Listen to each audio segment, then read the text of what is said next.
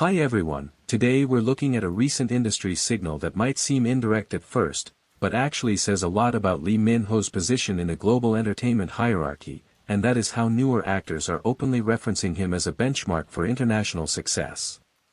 In a 2025 interview, actor Ahn Hyo-seop described working alongside Lee Min-ho on the upcoming project Omniscient Reader as surreal, explicitly noting that following in his footsteps toward global expansion is something he is considering.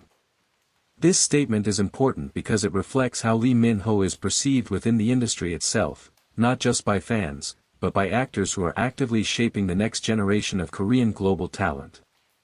It suggests that his career trajectory is no longer just a personal path, but a reference model.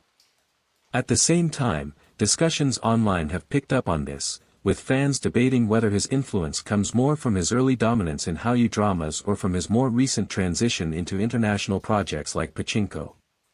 Some argue that his legacy is still heavily tied to earlier works, while others believe his global credibility is now being redefined.